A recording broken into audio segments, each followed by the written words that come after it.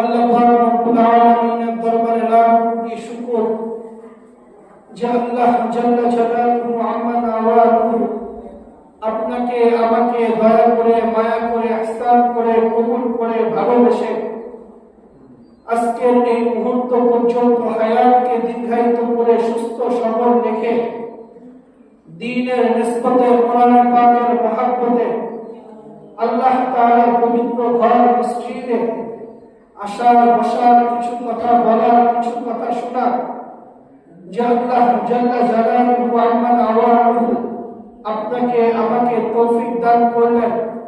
আসুন আমরা সকলে দিল থেকে শুকরিয়া আদায় করি আলহামদুলিল্লাহ।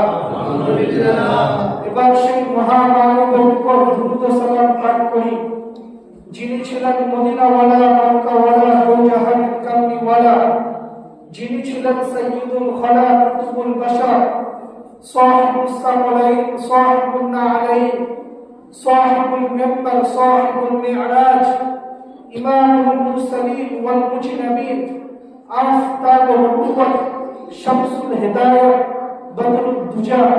আসুন সেই মহামানবের উপর একবার দুরূদ ও সালাম পাঠ করি সাল্লাল্লাহু আলাইহি ওয়াসাল্লাম। আসলে মেরে দোস্ত, দ্বীনি কথা বড় ধ্যানের সাথে শুনতে হয়,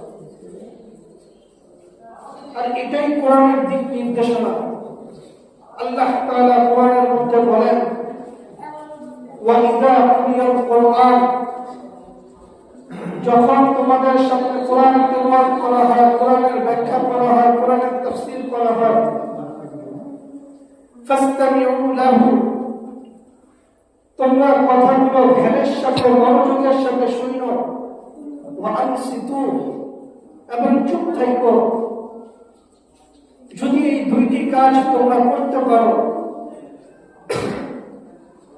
তো আল্লাহ তাআলা বলেন লাআল্লাকুম তুরহামুন, আমি আল্লাহ তাআলা তোমাদেরকে আমার রহমতের চাদর দ্বারা বেষ্টন করে নেব। সুবহানাল্লাহ।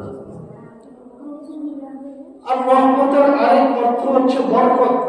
রহমত বিমানা বারাকা, রহমতের আরেকটা অর্থই হচ্ছে বরকত।